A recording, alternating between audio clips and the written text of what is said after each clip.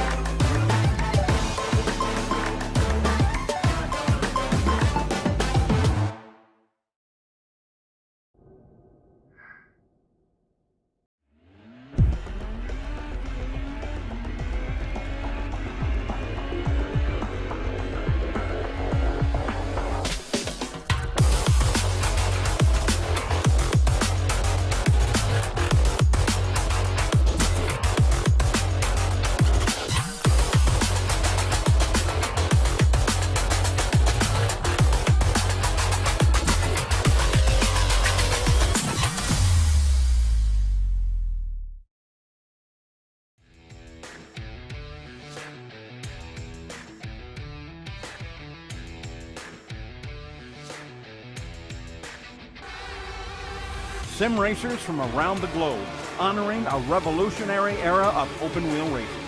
With a beast not easily tamed, roaring around legendary circuits at breakneck speed. When engineers and drivers push boundaries, sometimes too far. When heroes muscled roaring beasts wheel to wheel around the hallowed grounds. A time when the only driver aids were his 2 feet.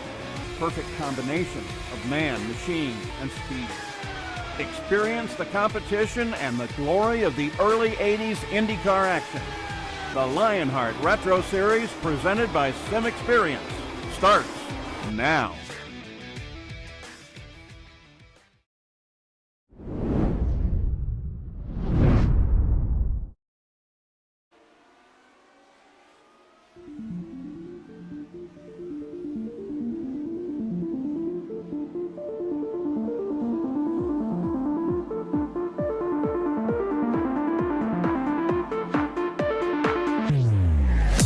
The Lionheart Retro Series has returned for the first time in 5 years for a showdown on the streets of Long Beach. Coming off a victory at the home of British motorsport, Mike Razmasno's time is running out to close the 63-point gap to Matt Taylor in the title fight. But will the streets be kind to our championship rivals, or will there be more thrills and spills as we write the final chapters of the 2021 campaign? This is Long Beach, and this is the HyperX Grand Prix of Long Beach. Hello and welcome back to RaceBot TV and coverage of the 2021 Lionheart Retro Series. My name is Arjuna Kankipati, delighted to be joined by the Lionheart setup guru Andrew Kinsella, with TV cameras brought to us by Dougie Beard.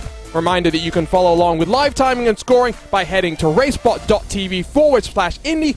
Follow your favorite team and drivers courtesy of our partners at ATVO. Let's dive straight into our HyperX pre-race show, because the Lionheart Racing Series is powered by HyperX, makers of premier gaming gear like the legendary ultra-comfortable Cloud line of gaming headsets. Whatever you play, however you play, HyperX knows that we're all gamers.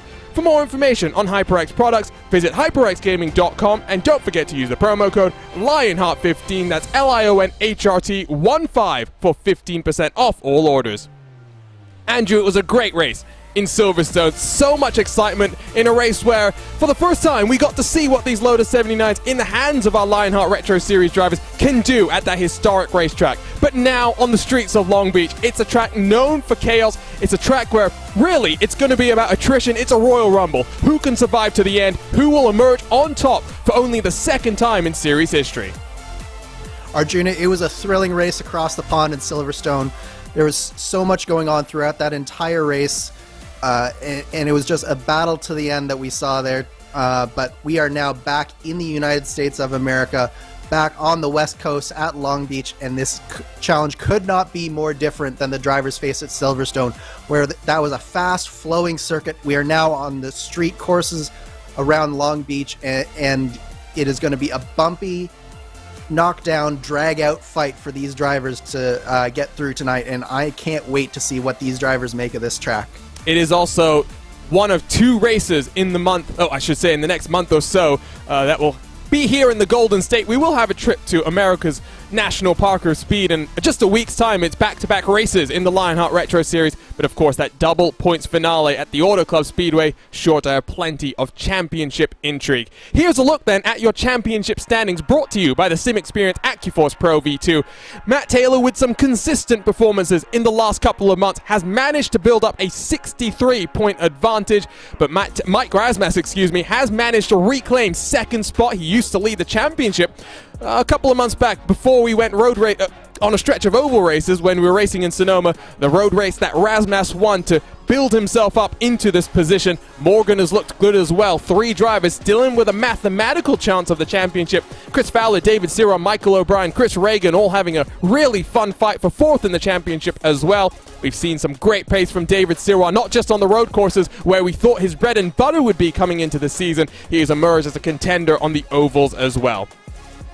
Here's a look at your rookie standings, and it's only fair to say that if Matt Taylor's leading the driver standings, he's also leading these rookie standings presented by Butt Kicker. And Taylor's in an interesting spot, Andrew, given that he is fighting multiple fronts in this Lionheart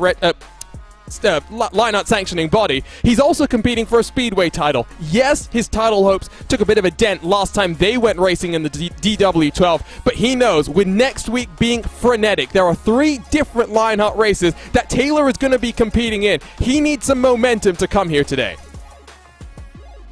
Yeah, we talked to Matt Taylor, and he said he was taking it one race at a time, but the real crunch time for Matt Taylor, as you said, really begins now. We have a race tonight, we have a race Monday, a race Wednesday, and a race next Thursday as well. So as you say, Matt Taylor is going to be very busy for the next week, and it is going to be very important for him that he has all of those races go well as he competes on those various fronts, as you mentioned.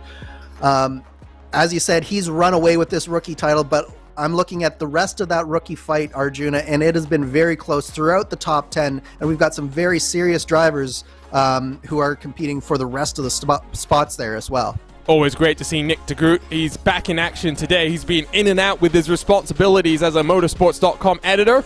Great to have him out on track, not just in the Lotus 79, but of course the DW12 as well. Here's a look at the team standings where, because of the consistency of Matt Taylor, Aaron Morgan, and Michael O'Brien, they have waltzed away in these team standings presented by HyperX.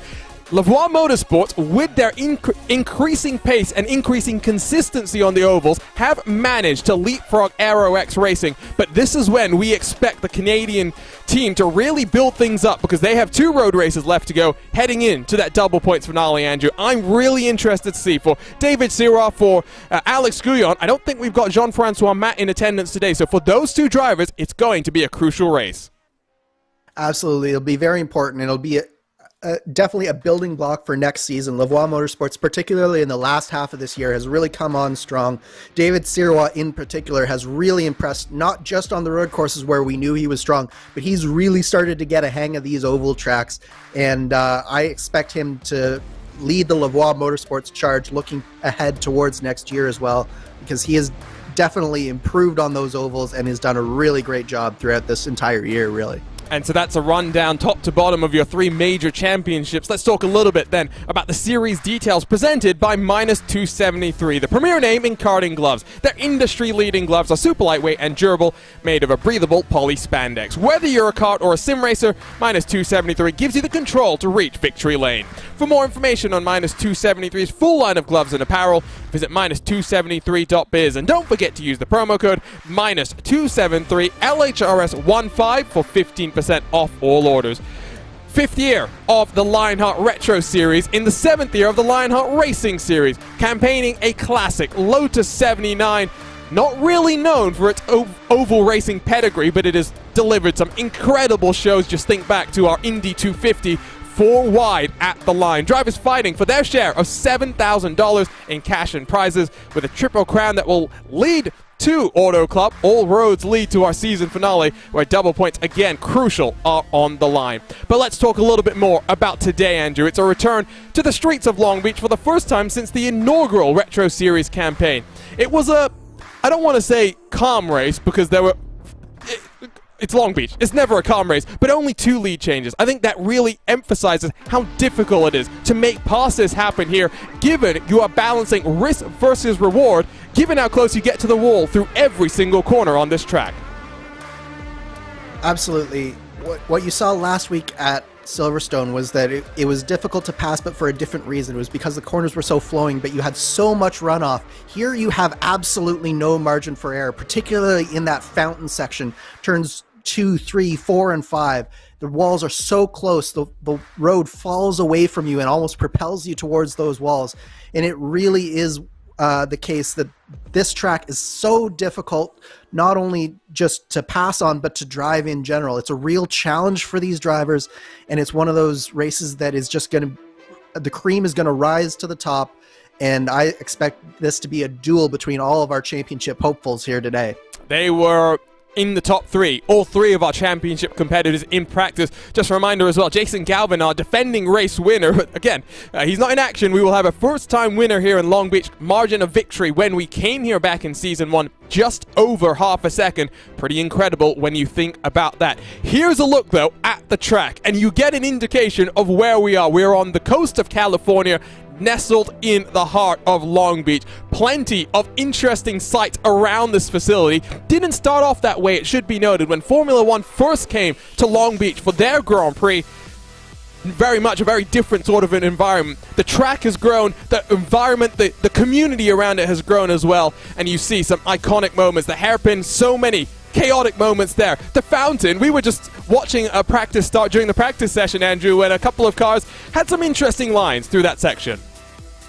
Yeah, as you said, this is really a case in point of what a race can do for a city. It's really elevated the entire city and the entire area of Long Beach, and they've rallied around this race and made it the icon that it is here in North America.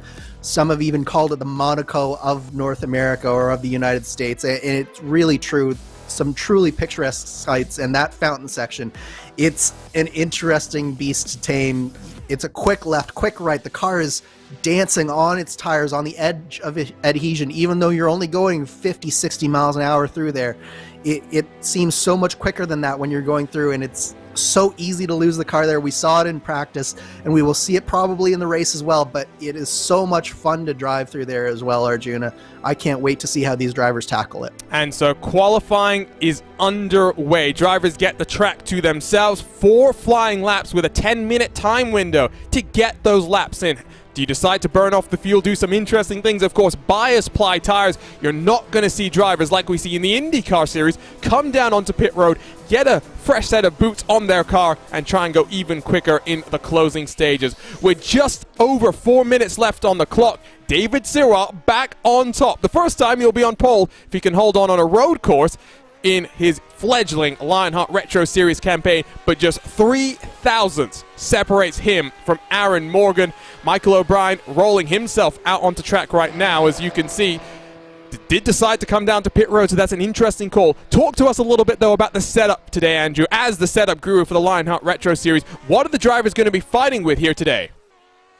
Yeah, so this is definitely an interesting setup here. Because it's so bumpy, the car is actually fairly far off the ground here. So one of the things that these drivers will be combating a little bit today is just the shifting balance. Because the car has to be so high up above the ground, the balance shifts a fair bit, especially over the bumps and under braking in particular. The balance shifts fairly far forward, so there are a few tricks that I've employed to try and make the car handle a little bit better under braking, but at the same time, it's going to be important for these drivers to keep the car under control, both under braking and just off throttle, because it will be a little bit nervous for them.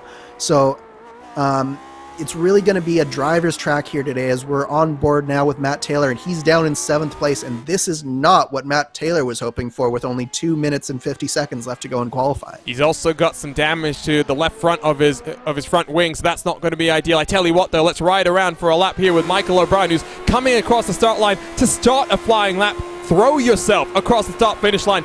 Maximum commitment, maximum reward. That's the motto of this track, especially in qualifying trim.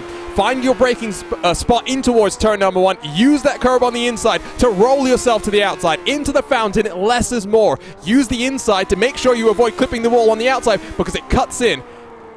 Now it's a double right-hand complex. First part is cambered in. Second part, very slightly off camber. Very easy to get on the power and light up the rear tires and spin yourself around. In towards turn 6 as a very slight downhill braking zone. You can hear O'Brien using the engine to slow him down and rolling his momentum all the way to the outside of the corner, coming into the crucial turn 8. You can see how much of the corner you cut there because you want to get as close to the wall on the left-hand side as you can, because down East Seaside Way, good passing opportunity, but a place that you can lose plenty of time as well. O'Brien brakes at the 200 on the left-hand side, working his way into the final couple of corners, sweeping through turn 10. Set yourself up on the left-hand side for the hairpin.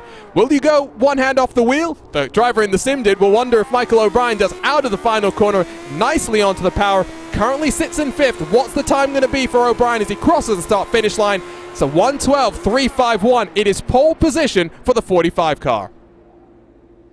Very nice lap from Michael O'Brien, and you saw just how close he came to the wall through that fountain section. There's a number of places where the wall can come back and bite you if you misjudge that even a little bit, and that onboard was just a great example of how close you have to come to make it go that quickly. Can Taylor improve? Still has that damage to the left side of the front wing. Across the line, it's a 12.955. No improvement for the championship leader. He looks like the bestial start is back in 5th. Only one car left out on track with 45 seconds left on the clock. It is David Sirois, currently just under 2/10 off the pole. Doesn't look like this is going to be a fast lap, and he's practicing the pit entry, which is probably not a bad idea, Andrew, because you can see there it juts out very violently as you cut down onto the pit lane. Good idea to get some practice in. Absolutely. It's a very tricky pit in. You have to basically change 3 or 4 lanes, what you would normally do in your street car, in a matter of only a few feet. So it's definitely one of the trickier pit-ins on this circuit, and something that should be practiced, and it's good that David Sirois is getting that in right now. Well, qualifying is going to roll to a close. Let's go trackside then here on the streets of Long Beach. We'll take a look at our starting grid for the HyperX Grand Prix of Long Beach.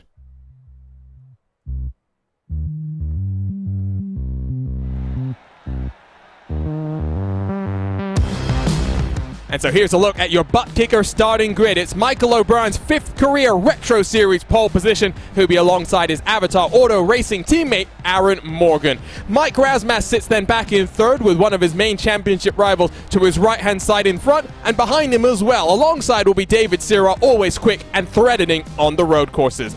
Championship leader starts back in 5th position alongside Chris Reagan in the purple and silver number 19 machine for Elite West Motorsports. Richie Hearn, plenty of open wheel experience for him. He'll be lining up back in 7th spot alongside Chris Fowler. Alex Guyon, Paul Jenkins share row number 5 with Ariel Alanis and Robert Mikes just missing out on a top 10 starting position. The teal numbers 34 lines up alongside Ricky Harding on row 7 with Nick DeGroot and Craig Forsyth. The final cars to set qualifying lap times, 15th and 16th positions. David Rodriguez has an end-of-line penalty after some contact at Silverstone that will drop him to the tail end of the grid. Lionel Callisto, another car not setting a qualifying lap time. And series organizer Jordan Zaldo, who said that he's just here for a Sunday drive in effect, lining up at the tail end of the field, looking to survive the chaos, the carnage here on the streets of Long Beach. Well, we are ready to go. This is going to be a thriller. We have 64 laps on the board, 2 pit stops expected from all of the drivers. Not much time for them to get their tires up to temperature and pressure. Not much time either for us to work through our featured onboards for today's event. First off, it's Chris Reagan with the HyperX onboard. Whatever you play, however you play, HyperX knows we're all gamers, and HyperX is always ready to game. Richie Hearn has the Sim Experience on board, makers of the AccuForce Pro V2 direct drive steering system. For more information, visit simexperience.com. Ricky Harden has the Graphics Esports on board, world-class design from the real world to virtual. Visit graphicsesports.com to learn more. 64 laps on the docket, but we are ready to race in Long Beach. Michael O'Brien gets the green flag out. We are racing in the HyperX Grand Prix of Long Beach, storming themselves down into the left-hander that will sweep them into the fountain section. Erasmus already defensive as Taylor looks to cover off Richie Hearn side by side for third position. Looks like a little bit of contact there potentially as David Sirra has gotten the jump on Rasmus, and Rasmus is around contact with Reagan. He'll be side by side with Chris Fowler coming through the fountain. Other than that one bit of contact, it looks like everyone through there safely. Fowler might have been collected in some of that contact though. Looks like Reagan actually might have just lost it coming out of turn 5. And here's a big thing. Absolute chaos. You can see we were wondering if there was going to be a track blocker. Reagan has been mixed up in something. Fowler and Jenkins immediately have taken the tow back to pit road, and that's kind of what you expect here at Long Beach. Chaos and carnage on the start. It was a little bit of a chaotic start, and that was exactly what Mike Rasmus couldn't afford, was to get involved in something in that fountain section, and unfortunately it looks like Chris Reagan just got into the back of him, and that is going to put a big damper on his championship hopes, unfortunately. Oh, and Matt Taylor is up and over. Oh, my word! The championship leader, championship implications. What is going on the streets of Long Beach? Lap 1 in the books. O'Brien, Morgan, and Siros scampering away from the field. Rasmus and Taylor being mixed up in incidents. It should be noted, Rasmus has recovered. He's still running in 4th, but almost 5 seconds off the race leader. Absolutely unbelievable here from Matt Taylor. I can hardly describe what just happened here on this start. It looks like Matt Taylor just got in too deep in the turn at the end of the back straight, and he just flipped over after hitting the barriers.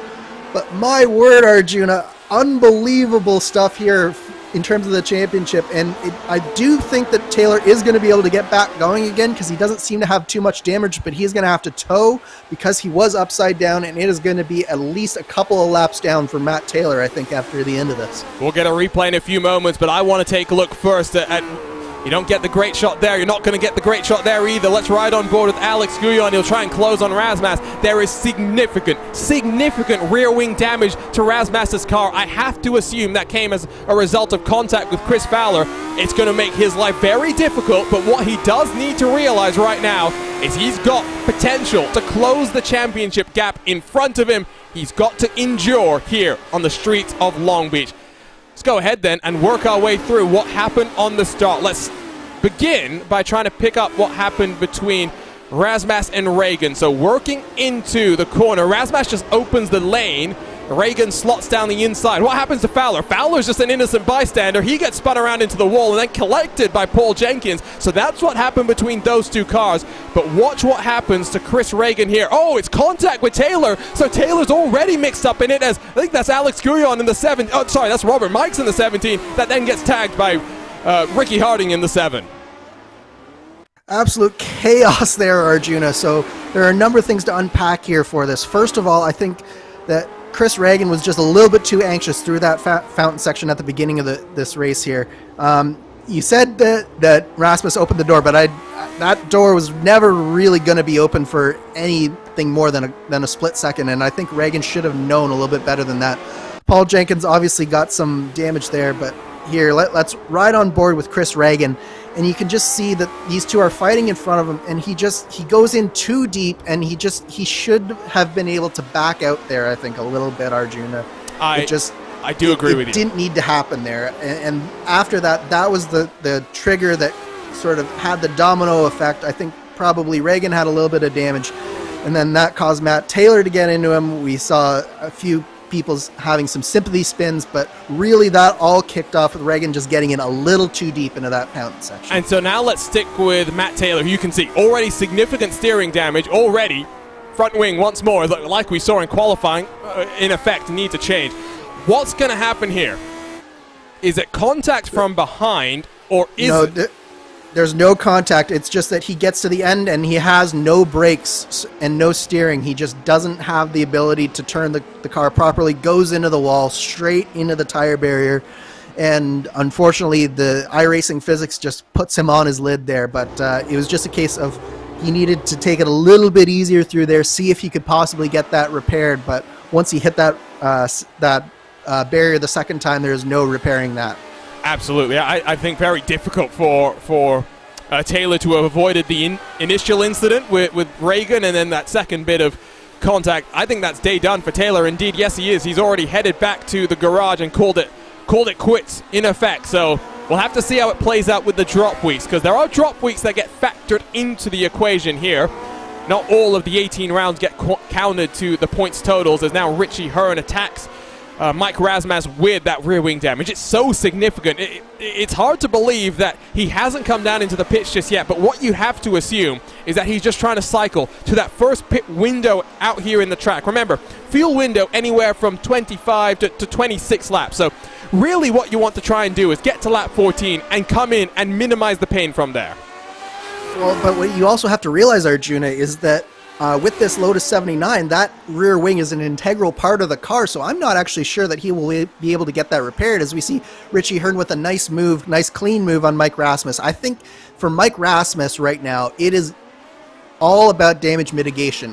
What he has to do is he has to figure out how his car is handling and make sure that he can get to the end of this race, because this is a big opportunity, both for Aaron Morgan and Mike Rasmus. But if he can stay up in that top 5 for the remainder of this race and figure out how to make that car work, regardless of whether his damage gets repaired, that's the most important thing for Mike Rasmus right now. I didn't even think about the possibility that the rear wing isn't replaceable. We'll wait and see, as Lionel Kalisto is going to have a think about a lunge to the inside. Trevor Malone covers him off nicely. Almost smacks down the wall coming into the fountain section as well.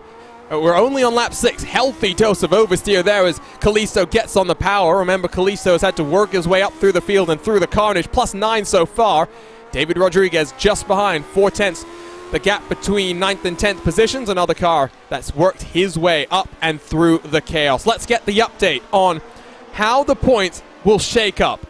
It's not a big damage, and that's because, of course, the drop weeks will come into effect, but also the fact that we've got a slightly smaller field, Andrew, than normal, which means that Taylor, even if he doesn't get back on track, will be in 16th spot, gives him 29 points as Kalisto gets on through. Rodriguez is going to try and follow into the penultimate couple of corners, but Malone covers him off. Yeah, it's definitely not as costly as it could be for Matt Taylor. Fortunately, he has had a number of solid results, even beyond just what he had to in terms of drop week. So that is really a stroke of good fortune for Matt Taylor. Unfortunately, it will end up probably burning one of his drop weeks here. But definitely the smaller field and the nice level of drop weeks should make this at least a bearable result for Matt Taylor. I know that he'll be extremely frustrated with what happened on that first lap, because this is definitely not what he wanted to have happen this early in the race, but at the same time, it could have been a lot worse, so he's got to probably compose himself just a little bit, maybe take a little bit of time tonight, and then move on, because as we mentioned off the top of this, he's got a lot of racing here to do in this next week. Rodriguez gets past Malone, heading downhill into turn 6. We did see Taylor has rejoined into the race and tried to roll that car back out onto track, but it's taken already a couple of resets onto pit road. He's left the box, towed himself back, left the box, towed himself back. I wonder if that's, in effect, day done. That car surely has too much damage at this point in time. Meanwhile, out front, O'Brien stretching his legs, 1.5 seconds clear. David Sirwa now the man on the charge, hunting down Aaron Morgan. These cars need to be careful because Richie Hearn, currently one of the fastest cars on track. In fact, Richie Hearn has the fastest lap of the race with a 1:12.443. He's only 3 seconds off. He's managed to claw back that gap by 7/10 of a second since getting past, I should say, Mike Razmas. Yeah, really solid drive from Richie Hearn so far. He's been doing a great job. He obviously had that really nice overtake of the wounded car of Mike Rasmus, but he's showing that he really has some pace here today. And it's so nice to see Richie Hearn having a solid run in this car, because we've seen a number of times so far this year he's had some really solid pace, but he just hasn't been able to have the results. Today, I think, is a really good opportunity for Richie to get in a good result here in this Retro Series, where he's done so well a number of times, I think. I just think back to his pole position at Phillip Island earlier this year. Didn't go well for him after that. We won't talk about it too much, but at least he showed that he's got the one-lap speed, the raw potential to very much mix it up at the front of these road races. Of course, it's split between the roads and the ovals over the course of 18 calendar rounds. Do need to be quick on both if you want to have a chance of fighting for the overall championship. The Lotus 79 has a bit of an interesting history here at Long Beach. Only actually raced here once in 1979 when Mario Andretti managed to bring that car home in fourth. Of course, this was in the era when reliability wasn't bulletproof, when you didn't expect all the cars in your field to actually finish a race, let alone finish on the lead lap. His teammate Carlos Reutemann retired, as did Hector Rabac in the Team Rabac Lotus 79. 33% of the Lotus 79s therefore finished that one. It is a fun car to wheel around, and I think this would be one where it really rewards the drivers who have put in the time to understand what the tire is doing, because we mentioned it last time at Silverstone, Andrew. There was a tire update a couple of weeks ago with the iRacing build that really changed how this car behaves on the road courses. And so last time was the first opportunity that we saw these drivers get to grips with the new tire construction. This is their second opportunity, but a very different challenge to Silverstone. Absolutely. There's a lot more low-speed corners here, so off-the-corner grip is going to be much more important here. And as you mentioned, this car, it's a lot of fun to drive, and the best way that I can describe it is that it speaks to you as you're getting on and off the throttle. It's so lively, but at the same time, it's one of those cars where you just feel connected to it. And if you're a driver that can translate what the car is telling you to your inputs, you'll have a lot of success with this. And I think that's what we're seeing up at the front here with Michael O'Brien, with Aaron Morgan, and some of these other drivers, is that they're just keeping the car nice and steady. There's some little moments just here and there, but at the same time, they're just respecting the car, let it do what it needs to do, and they're doing a real good job at the front. There is passing up and down through the field. Rodriguez has got past Ariel Alanis. Chris Reagan has now slotted his way past Craig Forsyth on the recovery drive for the number 19 machine. George Anzaldo, I think, had a bit of a moment coming through the final corner and has lost a spot to the heavily damaged number 17 of Robert Mikes. Lap 11 right now as O'Brien is across the line. So only a couple of laps away, I think, from seeing the likes of Razmas onto pit lane, because he's doing 1:13 ones right now. Richie Hearn in front of him, a 1:12.654. Maybe we'll wait and see. I'm really hoping that he's going to be able to get that rear wing replaced. Here we go. Trevor Malone slide through the field continues after working his way through, picking his way apart through the chaos early. Now drops another position. Reagan back to the top 10. Yeah, and it's been a good recovery drive from Chris Reagan so far. Obviously, there was the mistakes of lap one, but he's managed to put them behind him so far. He does have a little bit of damage, but it's not letting him slow him down too much at this point. But going back to Mike Rasmus, it'll be interesting to see what he does here, because on the one hand, it may be worth the risk for him to come down pit road and see if he can get some of the damage repaired, but at the same time, this car really comes alive on the lower fuel. So by coming in early, you're essentially cutting out some of the time that you're going to spend on low fuel in this race. So it'll be interesting to see what Rasmus's call here is going to be in the next few laps, because it really will be a trade-off for him. If he thinks that he can get it fixed, it might be worth it, but at the same time, it's going to be a tough call, I think. And remember, of course, it's bias-ply tires, right? So you're not going to be changing tires at all through this race. If anything, the tires get quicker over the course of the 64 laps of action. So very much the case that you're limited in your stop time on fuel. So do need to factor that in as getting the rear end out and almost into the tire bundles.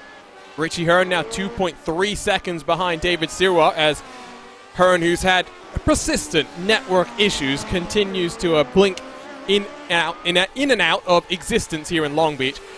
He's been mentioning that maybe he wants to get Starlink up in his setup. I can tell you that, having now worked with someone on a broadcast that had Starlink, it's not as bulletproof as he would want, but it's definitely going to be a slight upgrade as to what he's got right now. Richie Hearn now 2 seconds behind David Sirois as he really closes that gap hand over fist, really wringing the neck of the Lotus 79. Meanwhile, Michael O'Brien 2 seconds clear. And this is where, if you're in a rhythm, Andrew, this is a track which really rewards you. Absolutely. It's definitely a rhythm track. You can get into such a nice rhythm because so many of the corners, Arjuna, are really, really similar. They have slightly different characteristics that make them just interesting enough to keep your attention, but at the same time, it's a very familiar feeling coming into and exiting so many of these corners, and you can just get into a nice rhythm. The straightaways are just long enough to really accelerate, have a nice braking zone, get off, or get into the corner and then get off the corner and accelerate again. So it's one of those tracks where if you can get on your own like Michael O'Brien has, you can really get into a solid rhythm. And the important thing is just to maintain that rhythm going forward, because we do have a long race in front of us. We are 13 laps in already, but at the same time, we still have 51 laps still to go. Yeah, and we said it was risk versus reward. How your mental focus is going to shape up over the course of this race as well. I remember doing some races on my own here at Long Beach and being drenched in sweat as Michael O'Brien punches in the fastest lap of the race, a 12.443. So that indication that the fuel is burning off and cars are going quicker and quicker. David Rodriguez in the green RSR Esports machine hunting down Lionel Callisto. Two drivers that, of course, did not put in qualifying lap time, started from the tail end of the field. Rodriguez with an end-of-line penalty to be served after contact in Silverstone.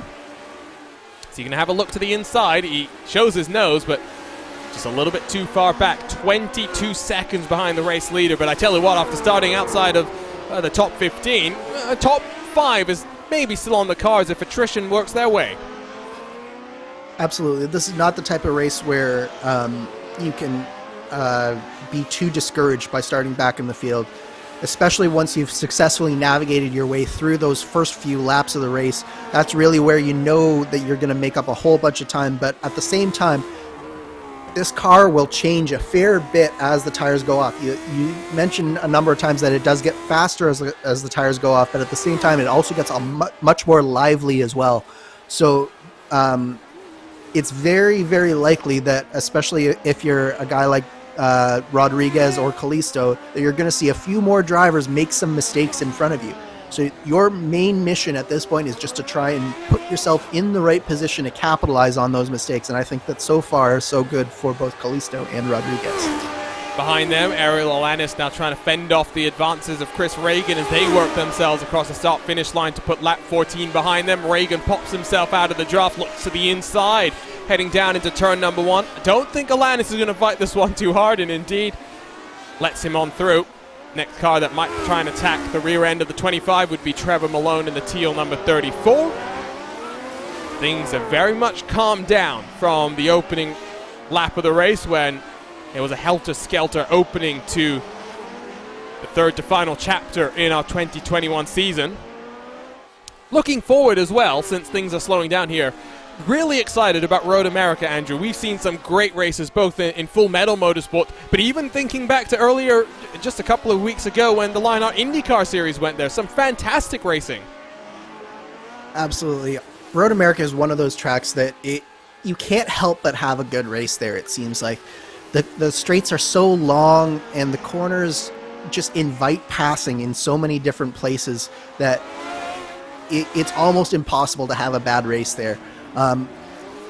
Basically, if you take the flowing, fast nature of Silverstone and then the tight corners of Long Beach and put them onto one track, that in essence is Road America, where you have the hard braking zone that's at the end of these really, really long, fast straights, and the passing opportunities abound, and it really creates just a fascinating track and a wonderful track to drive and a fabulous track to watch racing at. I do like the way you've described it. You can, it's a track which has got its own charms, but it is one that is relatively simple as well. I don't want to undermine the challenge of Road America, but compare it to this, or compare it to Silverstone, it is very much, I don't think, as challenging. You've got a lot of 90-degree corners, which I think make things a little easier. Kind of like what you're talking about with this track, Andrew, where the corners are pretty similar to one another. It's kind of similar at Road America as well. Yeah, but at the same time, the charm about Road America is that no two braking zones are really alike. You're always braking either uphill or slightly downhill or slightly off camber, and it really presents a huge challenge for the drivers. You don't necessarily get the same feeling of just how challenging it is just from broadcasting it, but when you're racing it, you really understand the challenge of just trying to be on the limit at Road America. It's so much fun. And the other thing about Road America that's so nice is that you really feel like you're going somewhere over the course of a full lap. Because it's so big, because it's so fast and so long, you feel like almost every corner that you arrive at, it's a destination. It's this event that you're arriving at. You're jumping on the brakes as hard as you can, getting around the corner and firing yourself back up off the next straight. And it's this... It's almost a magical combination that I don't think can ever really be duplicated. Certainly not with the modern safety standards that tracks are designed to now. But it's a fabulous track to drive, and it's one of my favorites on the circuit, as you can probably tell. I don't want to think about what it would take to make Road America an FIA Grade 1 circuit, because it would just remove all the natural charm that you do have at the facility. So I know what you mean, and I very much agree with you. It's one of those tracks which... built, post-World War II in the late 1940s, initially public roads that then racing had to go somewhere, so it went to a circuit that they carved into the backyards of Elkhart Lake, Wisconsin. Really a fantastic facility. Fight between three cars for 13th on back. Robert Mikes with that significantly damaged car, still trying to fight with George Anzaldo and Nick de Groot. I'm not sure how that number 17 is handling. Clearly not very well, as he gets a little bit squirrely getting the power down. Yeah, it's definitely been an adventure for Bobby Mikes so far, but I think George Anzaldo is really starting to feel the heat a little bit here from Nick de Groot. De Groot didn't have the best of starts, but here we see it looking down the inside for George Anzaldo, but Bob Mikus really sails it in there, and he maintains. So nice move there from Robert Mikus, and I think Anzaldo's got to be feeling a little bit of heat from Nick de Groot here right now, Arjuna. He's closed up on this battle, and I think that Nick de Groot, even though he does have a little bit of damage, is going to factor into this battle very, very soon. If he isn't already, in terms of trying to get by George in the next few laps. Doesn't look like too much damage on the number 89 factory-backed car. Maybe a little bit of front-wing damage that you can see on the left-hand side of the car, but nothing compared to what the number 17 at the front of this train is dealing with. Richie Hearn, last time around, goes even faster. It's a 1:12.392. Reeled in the gap to the cars in front by 0.4 of a second. He's now almost under that 1 second barrier where the draft will start to help him. What's it like here, Andrew, with the draft versus the dirty air? How much is Richie Hearn going to be feeling it? Because there's not too many high-speed corners, but I'm sure that still unsettles you just that little bit more than you need. It does unsettle you, especially in this car. Really where you need the downforce the most is through the penultimate corner just before the hairpin, and then through that fountain complex. It's very important to have that downforce on your car, and you notice it when it's not there. Through the 90 degrees corners, it's not as important, although it is still important, especially coming onto the backstretch through turn 8, which is another very important place for trying to set up these passes. So it is a balancing act. I do think that it is something that you can overcome. You can overcome being in dirty air, but it does hold you up, and it does prevent you from taking necessarily the optimal line through some of these corners as well. And as we ride on board with Richie Hearn once again, you can see front left of his wing a little bit bumped in. Might not be affecting him too much, but seems to be a telltale marker of what we're seeing. Multiple cars with that same little bit of contact. As George Anzaldo, has he had another off through the final corner? Coming into the pit stop window as well. Let's take a look at what happened in towards the hairpin. Doesn't look like Nick de Groot is too close behind, so sends it into the braking zone, and it's just going to be on the throttle, isn't it? Yes. Can he keep it out of the wall? Oh, it does a good job there. Yep, nice job keeping it between the two walls. It looks like he just spooled up the tires just a little bit too much, got on the gas a little bit too soon. The car wasn't really straight when he got back to the throttle, and it just went around on him. These rear tires are it's so easy to do that. The differential on these is fairly rudimentary, and the rear tires are, as you can see, much bigger than the front, and they provide a lot of grip. So if you get it slightly wrong through that final hairpin, especially where you're going so low into the rev range, and then if you hit the rev range at the wrong point, it'll just spin the car around like you saw with George Anzaldo. So very easy to do, and fortunately for him, no harm, no foul, and he should be able to catch back up to Bobby Mikes and Nick de Groot as well. Meanwhile, out front, gap for the lead down to 1.6. Morgan and David Sirois put in identical lap times, 1:12.484 last time around.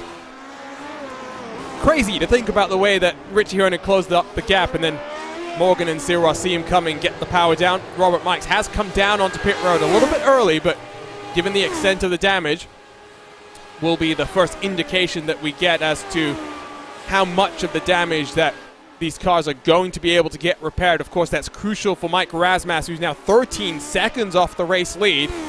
Still about 5 in front of Alex Guyon, but very much damage limitation for the 68 car that came into this one. Second place in the points, and as we look at the live championship standings, you can see Morgan in front of Razmas by 1 single point. Now this does factor in our drop week, so it does give us a better indication, but of course with 2 races left to go, who knows what the drops will look like once we get to Fontana midway through December to round out not just the Lionheart Retro Series campaign, but the entire calendar in 2021 for the Lionheart Racing Series. Chris Fowler, who was up in third, I should say up in fourth, given that there are 3 title hunters. Well, just bad luck, more bad luck. He's had that basically in every single of our 3 Lionheart sanctioned competitions. Now drops behind David Sirois and Michael O'Brien in the battle for 4th in the standings. Not much he could do on the start there, given that Razmas was, bumped around and then rejoining back, and really nowhere for Fowler to go. Too wide through the fountain is always a scary proposition. Yeah, the black cloud of bad luck that has been over top of Chris Fowler's season has just not gone away this entire year, and it's been unfortunate because he has really shown a lot of speed and a lot of consistency when he hasn't been having that bad luck. So it was an unfortunate end to Fowler's day, an unfortunate end to a number of drivers' days so far, but we do still have a really good race here at the front of this field with 4 drivers still well within striking distance. And you did mention that some of these drivers have been responding, and one of the things that is nice about the Lotus 79 and this track in particular is that because it does change a fair bit as the fuel gets lighter, you'll see drivers getting faster and getting slower at different stages of the run. So like Aaron Morgan, he might like a little bit of a freer car, a little bit more lively car, so you're seeing him start to close back up just a little bit on Michael O'Brien, but then the next few laps, if Michael O'Brien takes care of his tires just a little bit, he's going to stretch it back out just that little bit. So it's going to be really interesting to watch these front 4 as the race unfolds, how they handle the car going off as the run goes on. Well, not off, but how the handling of the car changes as the run goes on. Yeah, hopefully they don't go off into the wall. That's definitely not what we want to see. 1 lap away from the pit stop window opening, so not far away. Let's see who blinks first. Will it be Maybe Michael O'Brien, who's been out front, maybe not doing too much fuel saving. Maybe David Sirois has been able to do some fuel saving when he was tucked up behind Morgan earlier on in the run. He's now 1.3 behind. Looks factory fresh for Aaron Morgan. What does it look like for the car in front of him? Similarly clean, especially that front wing. That's the place that I'm looking out for. Both Sirois and Richie Hearn appear to have a little bit of front left damage on the wing. Probably not hurting them too much, but wonder if it might cost them some time in the pit. Does look as though, by the way, Robert Mikes has retired as, early pit stop. David Sirois pulls his car down onto pit road.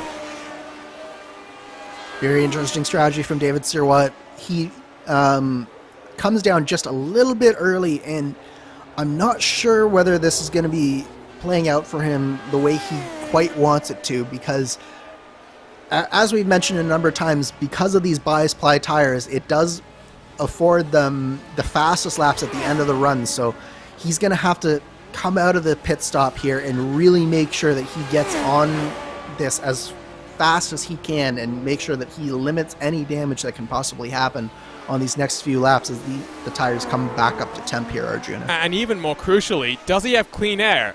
Ariel Alanis will be the next car to come across the line. There is Alanis, right side of the shot. David Sirois has managed to find a pocket of clean air. Not going to have the best of pace necessarily, but will minimize the damage. Would have been a lot worse if he had got stuck behind the number 25 car. Meanwhile, through the final corner, looks like we do have some traffic for our leaders, it looks like. And is going to be coming onto pit road along with the leader. So George Anzaldo pits with Michael O'Brien. That Richie Hearn, Richie Hearn has also peeled his way off onto the lane as well. So now we get to see what the time is going to be. It was 8.7 seconds stationary for Sirois. My assumption would be it might be a little bit longer for O'Brien, given that he would have emptied his tank just that little bit more. It'll be a little bit longer, but not too much, I would say. No more than 9.2, 9.3 would be what I would expect here. I think what's really going to be interesting here, Arjuna, is whether Aaron Morgan can get by the drivers here, as Michael O'Brien actually has a really, really strong pit stop there in 8.3 seconds. So Aaron Morgan is really going to have to hustle if he's going to get by by Michael O'Brien on this overcut. And there's our answer. 9.2 stationary for Razmas. Still, that crumpled in rear wing, so it has not worked out in his favor. O'Brien has opened up the gap slightly. Sirois is alongside Richie Hearn, whose internet issues, I think, mean that they're very cautious about how much they want to fight each other. Hearn does manage to get the overcut working for him, but they're now 6 seconds behind Michael O'Brien, so it really has cost them time, hand over fist. Into pit lane then comes Aaron Morgan, and no pit limiter in these cars as well, Andrew, so they have to be very careful not to speed down what is a very slow pit lane as well. Oh, it's so slow coming down pit lane here at Long Beach. I believe it's 35 miles an hour is, I believe, the pit speed here, and it feels even slower than that. You're just crawling down pit lane, and in this car, it's so tempting to just tap the gas and try and get as much as you can. But Aaron Morgan, 7.8 on the pit stop. So wonderful stop from Aaron Morgan. He might just have enough to get by Michael O'Brien here on this pit cycle. It's going to be close, but the overcut works, and I think maybe short fueling that car, knowing that track position might be key. And with the struggles for Taylor, with the struggles for Razmas, these are vital championship points on offer for the 48 car, who cycles to the lead. Might steal a first career victory from his teammate, who's now hunting him down. 6 seconds back to Richie Hearn and David Sirois. It's these two cars left to scrap it out at the front. Hopefully they won't cost each other too much time. Somehow, David Rodriguez has managed to go to lap 27. Whether that was saving behind Lionel Callisto, whether we need to get that Lotus 79 back into the inspection area post-race to see if the magic fuel tree that he had in Iowa has made an appearance once more. We'll wait and see, but he peels himself off onto the lane to track him versus Callisto. As here comes Morgan, here comes O'Brien. They'll cycle back to the race lead. Very close between the two of them. There was an incident, by the way, during the pit cycle. First for Nick de Groot. So it's coming down into turn 1 by himself. A little bit tentative. Oh, Reagan's exiting pit lane, and I think De Groot kind of spooked himself there. Does manage to spin it back around in pretty stylish fashion as well to minimize the time loss. What happened to Ariel Alanis, though? Because we've had another car into our graveyard here in Long Beach. It's coming through turn 6 in towards turn 8 and doesn't even make it to the apex there. That was a very strange incident from Ariel Alanis. It looks like... Technical issue? It has to almost be a technical issue. It looks like he might have just gotten loose over the... No, that has to be a technical issue. He just never corrected there. I think something must have happened with his wheel or something along those lines, and unfortunately that's put Ariel Alanis into the wall and out of this race, but... It sounded like he went off throttle, and maybe the pedals died, and he was just busy trying to figure out what was going on there and didn't realize that he could maybe get the car and roll it still onto pit road. But that's another day, another car into the garage day done. Means 6 retirements out of our 19 starters. 11 still on the lead lap, but don't think that's going to be how things shake up. Rodriguez, by the way, did manage to get the overcut.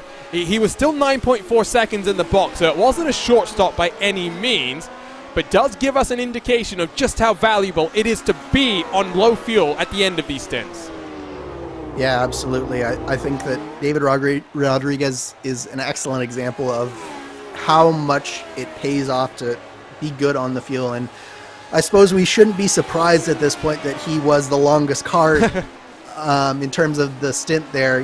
He has done wonders with fuel so many times throughout the year, and it should be unsurprising that he did it once again here. I do want to mention as well, Arjuna, that Bobby Mikes is officially out of the race as well now, so it looks like his car was just too damaged for him to continue on in this race, and he has pulled his car into pit lane as well. Yeah, and Alanis has called it as well, so Alanis, Mikes, Taylor, Fowler, Jenkins, and Harden, the 6 retirees here in today's race. Again, 19 starters, smallest on the season so far, but of course that's the way that things shake out. Participation tends to die off if you're not in the title hunt or not fighting for your share of the $7,000 in cash and prizes on the line. And of course, when you head to a track as challenging and as demanding as Long Beach, where it's almost required that you put in the requisite practice time to get up to speed, and not just to build speed, but to build comfort as well. And not entirely surprising. While we watch Rodriguez and Callisto, 7th and 8th positions, David Sirwa, after a great qualifying performance and cycling past Razmas on the start into a podium spot, has given that up to Richie Hearn. 2 seconds the gap now between the 70 and the 99. And Hearn was feeling somewhat confident coming into this one, Andrew. I don't know if you were following in the Lionheart Discord community, but Richie Hearn was asking for the contact details for the broadcast booth. I think assuming that he was in a pretty good spot to get a post-race interview with a podium finish here. And I think that he's proving himself so far in this race that confidence has not been misplaced. It has been a really strong drive from Richie Hearn so far. And he's shown himself not only that he's been able to maintain pace with the leader, but he's even been able to get closer to the leader on a number of occasions. He cut in about 2 seconds before that first pit stop. He's put himself back a little far back from the leader through that battle with David Sirwa on the exit pit lane, but I think that we have not seen the last of Richie Hearn so far in this race, and he might just be there at the end of this one. And of course, for Richie, one of his career podiums here in the Retro Series came at Road America, so heading into a track where he will be full of confidence, he will be building up that momentum as well, heading out of this race. Just looking up the results for a certain Richie Hearn in his races, both in kart and then in, of course, the IndyCar Series. In 1996, he finished 10th position at the Long Beach Grand Prix. That was for Della Penna Race Motorsports, I guess it was, back in 1996. 27th in 97, 23rd in 98, and then 11th in 99. So he probably knows what it takes to be quick around here, and I hopefully he gets the podium and we don't put any commentators' curses down on him, because very interested to talk to him post-race, Andrew, to see how this compares to what he saw in the real world. Absolutely, and this is one of those tracks where it really does take a little bit of insider knowledge to figure out. So having that experience, I'm sure, in kart has helped him master this track just a little bit further. Again, we haven't been here in the Retro Series for 5 seasons now, so it's been a long time for any of these drivers, and so that extra little bit of experience, I'm sure, is paying a little bit of dividends for Richie Hearn right now.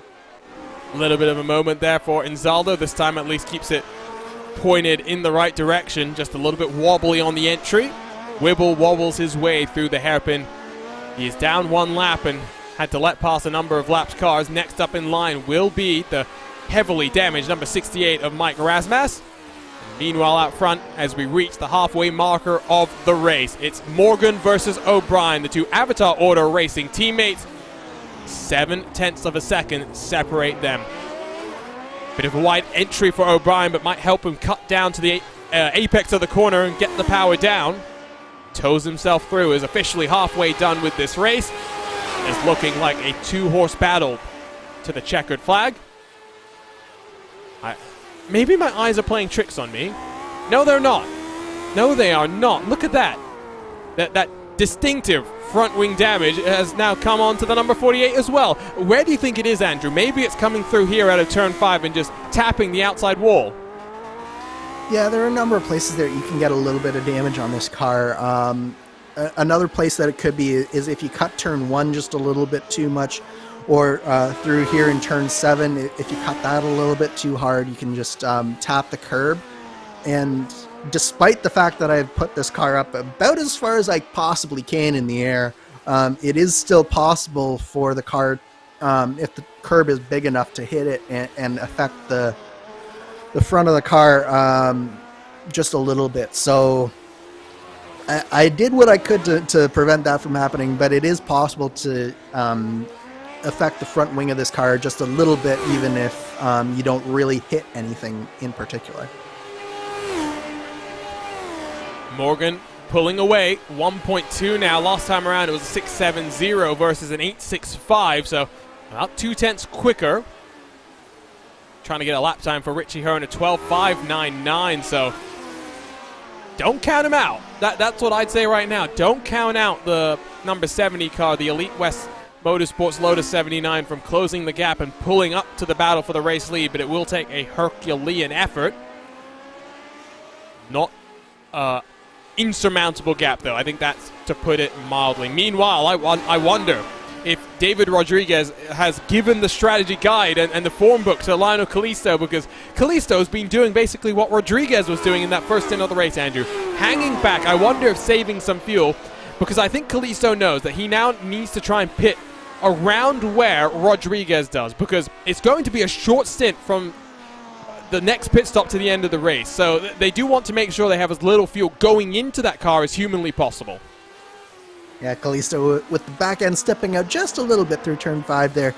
I think Kalisto's definitely gone to school a little bit. He'll know that he got passed on that last pit cycle there by Rodriguez, so he knows that at this point, if he can't get by Rodriguez on the track really easily, then his best bet is just to save as much fuel as he possibly can, see if he can cut out a couple of laps from that last stint and really try and put the pedal to the metal at that point, where that car is just maybe a little bit more suited to his driving style, a little bit happier and a little bit faster. I think that we will see, as the run goes on, the moves do become just a little bit easier, primarily because you do have a little bit faster of a lap time in general, but also because the rear tires do get affected and they come off the corner a little bit worse, and it's much easier to make a mistake for some of these drivers.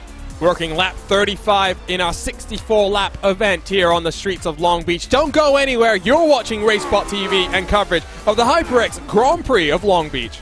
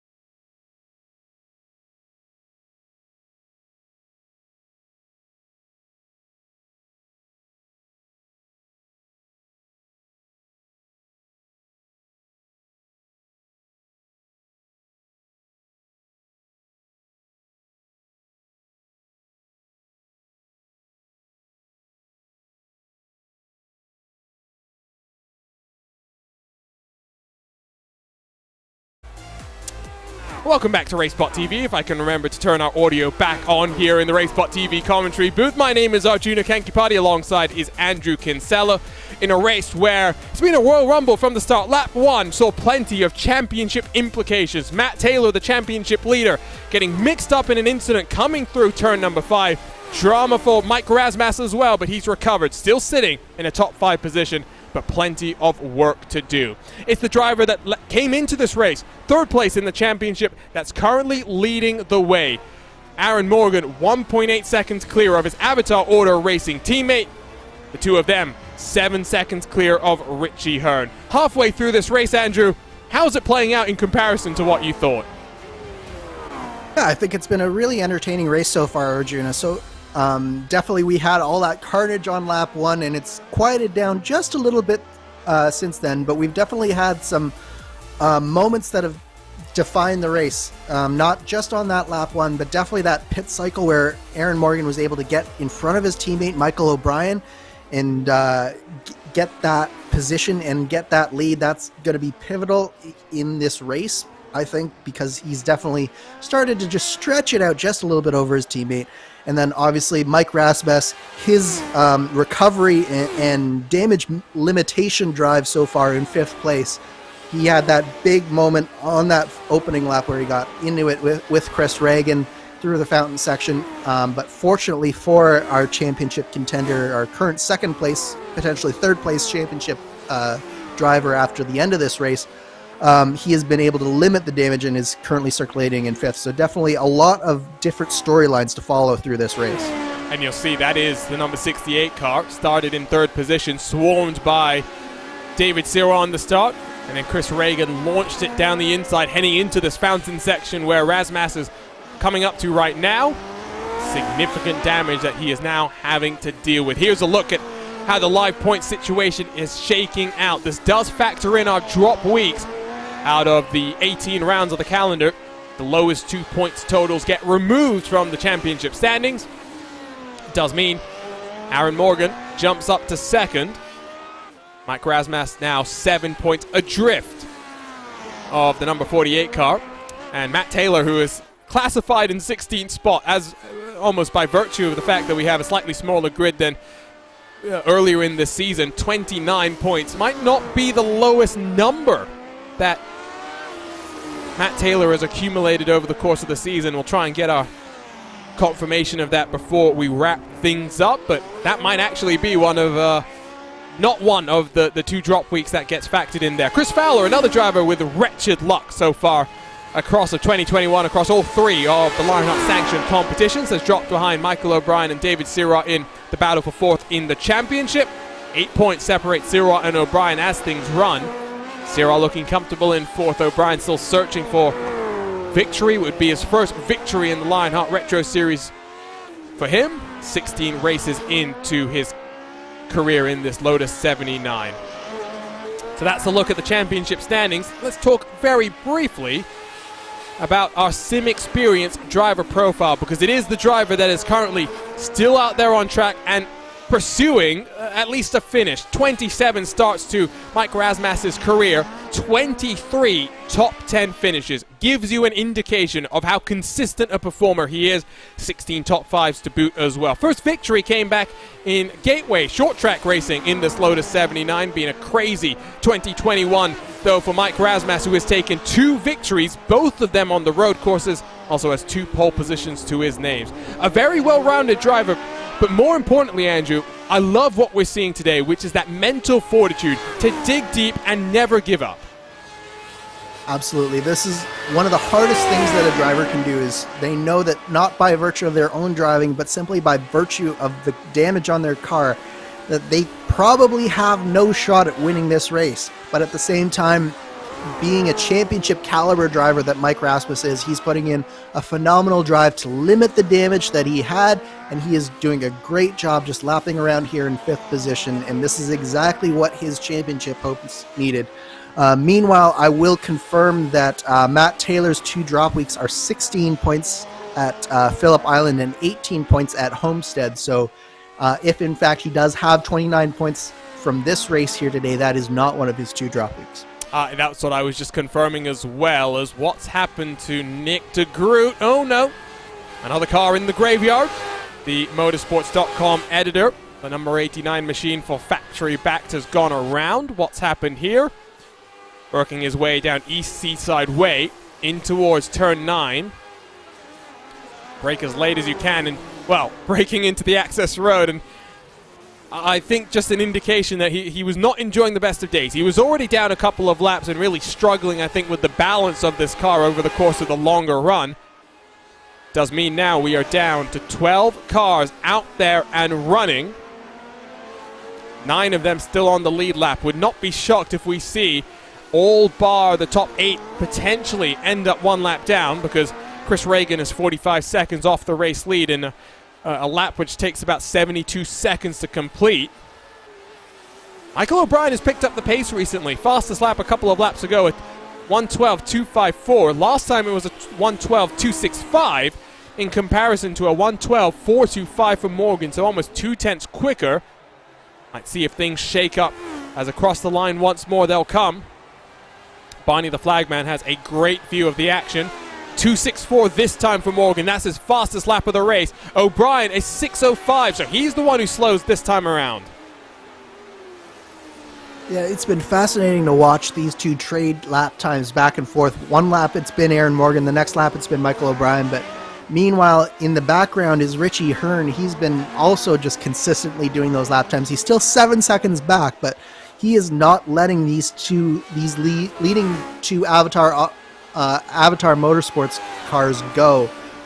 So right now it's still a 2-horse race, but I still wouldn't count out Richie Hearn if something happens, particularly if these 2 drivers start really battling with each other as O'Brien potentially closes in on Aaron Morgan. But surely O'Brien, again, rule number 1 in racing, never hit your teammate. Surely he's got the memo, Andrew, and he's going to make sure that even if he does get close, he's going to, if there's going to be a move, it better be a clean one, because he doesn't want to be the car responsible for removing Morgan from championship consideration.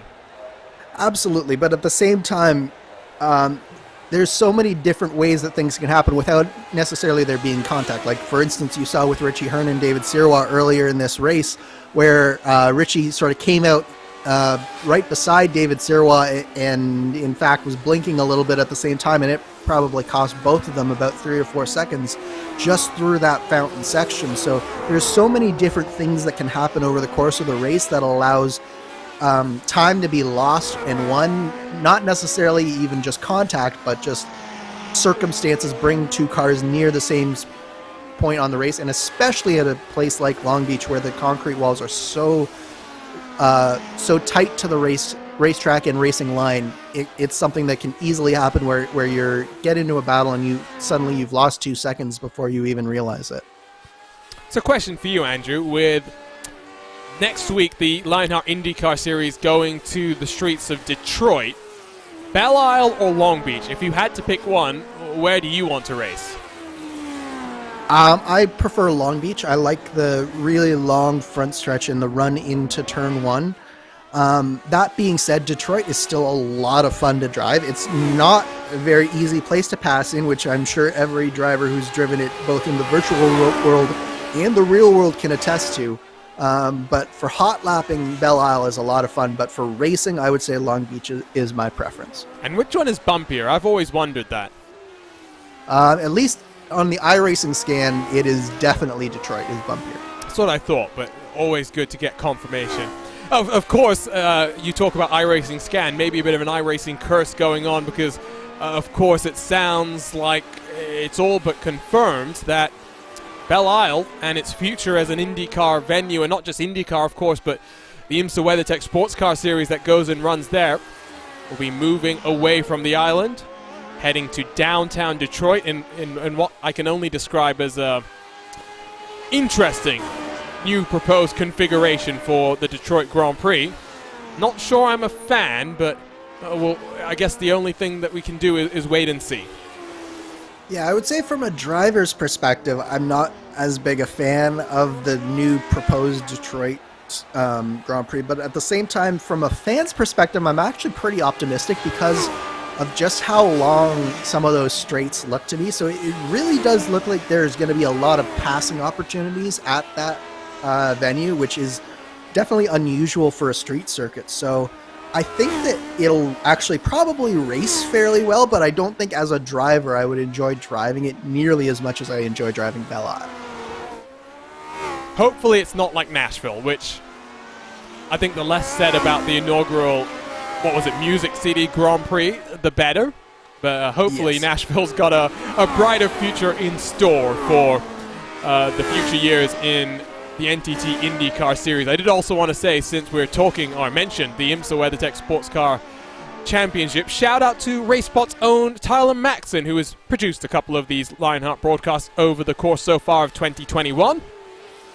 Not just competing in the IMSA Michelin Pilot Challenge, where he races with Copeland Motorsports in a Hyundai Veloster TCR machine, making his prototype debut this coming weekend as the Petit Le Mans action goes on as pit stops. That's a bit earlier than I expected for Aaron Morgan, only 19 laps into his run.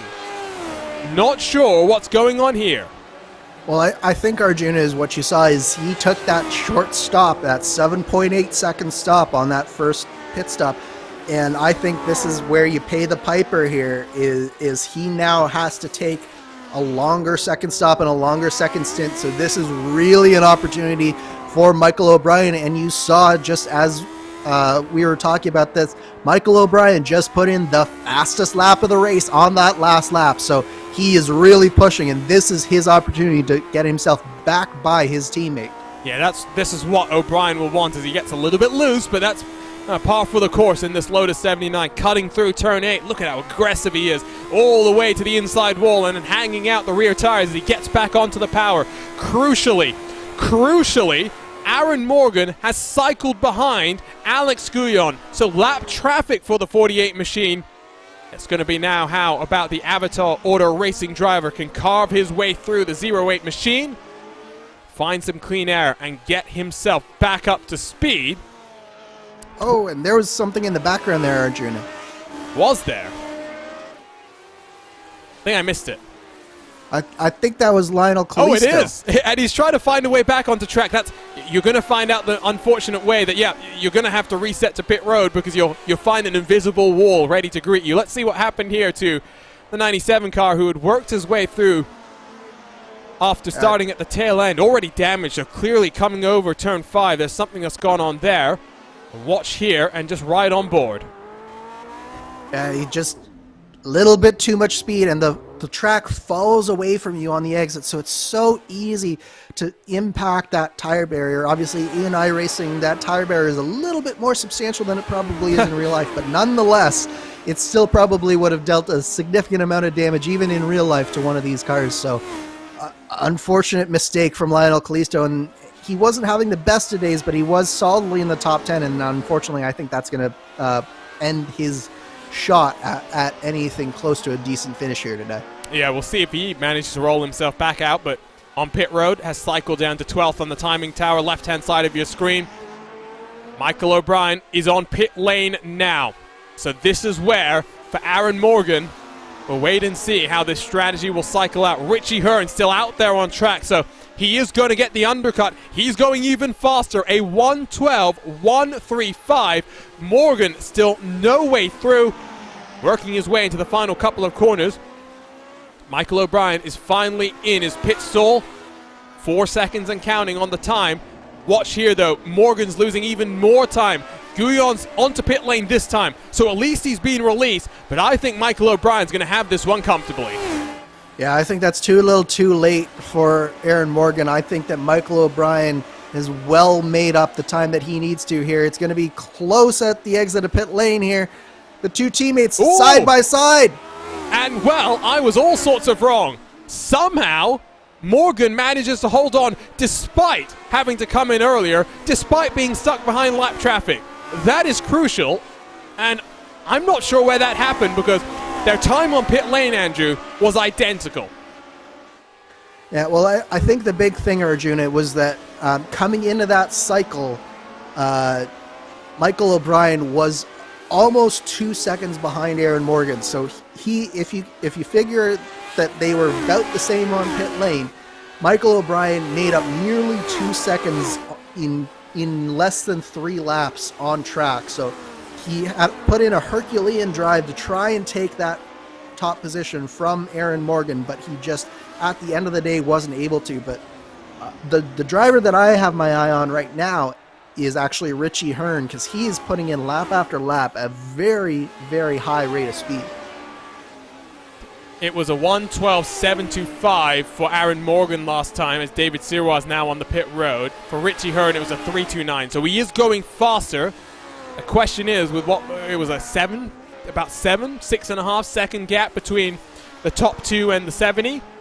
But it was only 5 seconds when O'Brien came into pit lane, and O'Brien came out right behind Aaron Morgan. So Richie has already closed in at least 2 seconds on Aaron Morgan, and he is taking out 4 to 5 tenths a lap right now. So if he can keep going, he might just have a shot at this victory yet. We'll wait and see. Doesn't come down this time around onto pit lane. Screams across the start-finish line. It's a 1:12.201. Consistency as Trevor Malone is going to pull to the side and let through Morgan. We'll let O'Brien go through too. Does look as though Malone might have a bit of damage, just judging by the way that car responded on the inside of the track. Gap between these two, 0.7 of a second. If Richie Hearn can't get the jump, Aaron Morgan needs to just hold on for 16 minutes to take a victory here in Long Beach. It's been quite the drive from Aaron Morgan so far today, Arjuna. He's really done a great job. He did exactly what he needed to do to get in front of his teammate Michael O'Brien on that first pit stop, and did just enough to stay in front of him on this second stop. So it's really been a championship caliber drive from Aaron Morgan, especially knowing that his main rival in the championship, in Matt Taylor, has had some, let's call it, misfortunate circumstances, and another rival in Mike Rasmus says while he's in second place here, he's not come in for his second stop yet, and he will likely finish no better than 5th place. So he's really taken advantage of the opportunity presented him today, as we see Richie Hearn is now on pit lane. So this is where, get ready to see if Hearn can do anything. It was about 7 seconds apiece for Morgan and O'Brien on pit box itself in terms of fuel. Richie Hearn only needs about 13 laps of fuel to get him to the end, so it should be quicker. It's 6.4, so that's a full second that he'll save just on the lane itself. But where is Morgan? Where is O'Brien? They're coming through across the start-finish line. Where is Hearn? You can't really see him. He is just coming off the limiter. He is close. He is not close enough, but he's got 13 laps to try and have an assault on victory here today. Yeah, he didn't manage to get in front of him, but he is within sniffing distance now. He's under 4.5 seconds back of this leading duo, and there is crucially traffic in front of both of these drivers here, Arjuna. So this race is far from done, let alone the two Avatar Autosport cars in front. Richie Hearn is still very much in this race. Working through turn 8. Of course, now you can't afford to make any sort of a mistake. You don't want to trip yourself up and invite Richie Hearn into the mix. He is about 5 seconds back, so he did close a couple of seconds through that cycle. He's just a little bit too far behind, I think, to make anything happen. That's the 53 of Craig Forsyth next up the road. And he's coming down onto pit road, so not going to be a factor in terms of the battle for the race lead. David Rodriguez still yet to pit. It will be lap 25 this time around for him in the number 10 RSR Esports Lotus 79. He's going to have a really short run into his pit box and a really short pit stop itself. Might still be looking at a top 7, if not a top 6 for the number 10 car. I do think potentially going to have to report to the garage area, the inspection area after this to figure out how he was able to go 27 laps on the stint in the first cycle of the race. So once more, it's a 2-horse fight between Morgan and O'Brien. This time around, it's just a little bit closer. We'll wait and see if O'Brien has anything to try and fight with Morgan without upsetting the apple cart, without hurting Morgan's chances at a championship. Yeah, you can tell Morgan is pressing really, really hard. There was a couple of times where the back end just stepped out just a little bit on exit, particularly through turn 1 the last time through. And he is really pressing hard to keep Michael O'Brien behind him. I think even though these two are teammates, Michael O'Brien still wants a shot at this win because he's in his own little battle of his own for the back half of the top 5 in terms of points. And he also absolutely would want some bragging rights as well over his teammates. So I don't think that Michael O'Brien is by any means just going to roll over and let Aaron Morgan have this. He's on the back of Aaron Morgan, and he's not letting him go at this point. Racing drivers are just innately competitive. No matter what they're doing, whether it be playing a casual game, whether it be racing here on the iRacing service, they want to win. They want to be the best. It will be 10 laps to go next time around, so just under 20 miles left in this race. Morgan is pushing hard, but he needs to make sure he doesn't come unstuck by himself. We'll take a look at the live point situation as soon as David Rodriguez has pulled himself down onto the pit road. Of course, that will cycle Mike Razmas up into 5th and therefore close the gap between the 48 and the 68 machine in that battle for what is now 2nd in the championship, even with Taylor's misfortune. 29 points, not even one of the lowest scores that Taylor's had. O'Brien was 0.3 of a second off the rear as Rodriguez onto pit road this time around. If there's going to be a pass, Andrew, how do you set it up if you're Michael O'Brien? So there's really 2 opportunities here at this track. There's what you're seeing on screen right here into turn 1, and that's very contingent on you getting an excellent run coming out of that hairpin, which is very, very hard to do, particularly as you get really close onto the back of the car in front of you. The other opportunity here is coming off of the backstretch out of turn 8. If you can get through turn 8 better than your competitor, you can really get a run down that backstretch, down East Shoreline, and that is your other opportunity into I believe that's turn 9 there at the end. It's really difficult to find the fortitude to put yourself down the inside there, but those are your really 2 only opportunities to get this pass done. I'm struggling to see that playing out.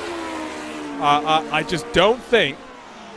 I think Morgan has the pace. That's part of it, but I also think that O'Brien needs to be ultra careful. Morgan did make a slight mistake, though, coming through the hairpin, lit up the rear tires, half a second back, and in the draft is Michael O'Brien, searching for his first career Lionheart Retro Series victory. Still a little bit too far behind, though, but he's searching, he's closing. Richie Hearn, 4.5 back. Don't think he's going to be a factor with less than 10 to go. Yeah, it'll be down to whether or not Aaron Morgan makes the mistake in the right spot, and a big enough mistake, I think. I think that, as you mentioned, as Aaron Morgan gets very close to the wall coming out of turn 5 there, I think, as you mentioned, Michael O'Brien really doesn't want to affect the championship. He does clearly want to win this race, but he also doesn't want to affect the championship, so it's very difficult to wear those 2 hats. So I think it is going to take some kind of mistake from the car of Aaron Morgan in order for O'Brien to really get by. but it'll be interesting to see just how far he pushes Aaron Morgan, because Morgan is coming so close to some of the walls here on the exit of these corners, and that's really where this is going to happen. Is if Aaron Morgan just can't keep those rear tires under him, particularly on corner exit, that's where the advantage is going to come for Michael O'Brien. So I see traits in what Aaron Morgan is doing that potentially, if he wants to, Michael O'Brien might be able to take advantage of. Update from Trevor Malone, who has also retired his car. Sounds like a bit of a technical issue. Not necessarily fully technical. There may be a bit of that pepcac, as we call it in the IT world. Problem exists between user and keyboard. It sounds like maybe just an issue getting onto the brakes has cost him a chance of finishing this race up in the top 10, so down to just 10 out there on track. Here's a look then at the live point situation. It hasn't changed since the last time that we did look at it, because Razmas is comfortable in 5th. Rodriguez is 7.5 back from the car in 5th. Just a little bit too far behind. With just 8 to go, 7 this time around. It means 7 points, the gap between Morgan and Razmas. The gap between Taylor and Morgan down to 45 points. Remember, race victory pays out 60 points. The double points finale pays out 120 points. So 180 points, the total available heading out of Long Beach with 2 races left to go. Taylor's still comfortable, but not as comfortable as he was 58 laps ago when we started this race. Yeah, it definitely could have been a lot worse for Matt Taylor given what happened on the first lap of this race, but at the same time, he's got to be counting his blessings that he has as big of a gap as he does with these few races to go, Arjuna. And the one thing I do want to say is that the wizardry of Rodriguez has paid off once again, and he did get by Alex Guillon. So he is now somehow in 6th position after making his fuel tank once again last just way too long. Yep, so race control, if you're watching, get ready to have another inspection. Of course, end-of-line penalty after that contact he had at Silverstone. Top 6 finish, given that an end-of-line penalty here is one of the worst, if not the worst place to get an end-of-line penalty across the 2021 campaign. Pretty good fight back, especially given he had to keep his nose clean on those opening laps of the race. It will be 6 to go this time around. Still close between the 2 teammates out front. Morgan trying to break the draft just very slightly. It's going to take a Herculean effort, but never say never with these Lotus 79s. Anything is possible. And I do wonder, given how bumpy this track is, this is a car, of course, built on ground effect, Andrew, which is where the under tray of the car kind of helps to build aerodynamics by sucking itself to the floor. How unsettled does the car become then over the bumps here at Long Beach? It's not too bad. It's not as bad as you would think. The model, at least in iRacing, it's not very prone to the porpoising effect that you sometimes get in the real world when it sort of engages and disengages over the course of the bumps. So the model, at least in iRacing, it's fairly consistent in terms of downforce. So the bumps really are down to how much it upsets the car from a suspension standpoint rather than from an aerodynamic standpoint. So I've in this setup, I've made it so that the car's probably maybe even a little bit too compliant over the bumps, and it does take out a whole bunch of the edge from what they would probably experience in the real world here in the Lotus 79. Don't think they're going to be complaining too much about that, though. It doesn't sound like doesn't sound like something where you'd be unhappy about having a little bit more control over the car, I guess. No, I'm definitely not saying that it's easy. I'm just saying it might be a little bit easier than back in 1979 when they ran here for real. I'm a much newer fan to, I guess, IndyCar racing in general, but, I'm born in 1994. There's no way I would humanly remember these cars when they were out there and racing, but really it was when motor racing was more of a gladiator sport. I mean, yes, it had gotten better even by the late 80s, but still very much reliant on your car not breaking down, trusting that your car was going to hold together, especially at some of the more scary places that this car would have run at. I think of the Nordschleife, for example, places like that where there's just as little room for error as there is at a track like Long Beach, but the speeds are so much higher, the danger is so much higher that I really just struggle to comprehend the level of courage it would have taken to get behind the wheel there. Right now, though, across the line, it will be 4 to go. Morgan puts in the fastest lap, and that is crucial. It's a 1:12.052. He's building up that buffer, 8/10 the gap between the top two. Really solid lap from Aaron Morgan, and he is putting the hammer down. He knows that this is the crucial point in the race. If he can get just a little bit further out over Michael O'Brien, he can sort of break most of the effects of the draft that O'Brien is getting while still feeding him that dirty air. So it's a matter of literal tenths of a second here for these two leaders, where if Morgan can just get that little bit further, that is exactly what he'll need to make it just that little bit more comfortable as the race comes to a close here. Hopefully, we don't have to wait 5 more years before the Lotus 79s return to Long Beach. Or maybe we'll take them to Belle Isle. I think having a street circuit is just such a unique challenge. Long Beach, I know it's your favorite compared to Detroit. I'm a little bit more partial to Detroit personally. They're both interesting in their own regards and throw up different challenges, but maybe why not both, Arjuna? Oh, because the drivers aren't going to be too happy with us. O'Brien ducks what below. A lap from O'Brien. Yeah, the only driver to have ducked below a 1:12, a 1:11.894 is keeping things interesting. It's also smashing the lap record coming into this race. Yes, we've had several changes to the tire model.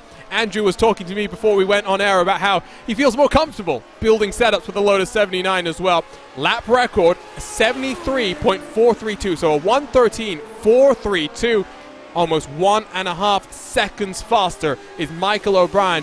2 laps to go this time around. He is running out of time. Morgan still wringing out the neck of that Lotus 79. And I'll tell you, Arjuna, it's been a pleasure to watch these two trade lap times back and forth. Sorry. David Rodriguez has come unstuck. He'll only lose 1 position to Alex Guyon, but that's in towards turn number 1. Yeah, just a mistake from David Rodriguez, and it's a shame because he'd been so clean and done such a good race, and he just gets in a little too deep here. Very smartly, I might add, doesn't try to make that corner, locks up the brakes and stops before he gets into the tires. So he keeps his nose clean, but it does mean that he has seceded that 1 place to Alex Guyon. But meanwhile, back at the front, we have this battle between these two gladiators, Aaron Morgan and Michael O'Brien, and they have been trading fast laps back and forth. It's hard to convey to the viewer how entertaining it is to watch these guys on the screen battle back and forth and see them go 1 lap faster for one guy, 1 lap faster for the other guy. But you can tell that neither of them really want to say that this race is over at this point.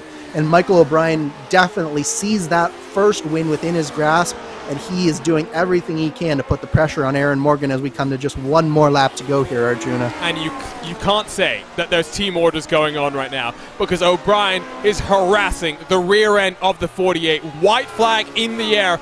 2 miles left to decide the Royal Rumble, the HyperX Grand Prix of Long Beach. It's also crazy to think, Andrew, that Michael O'Brien has put in lap times within 1,000th of a second last time around and this time around.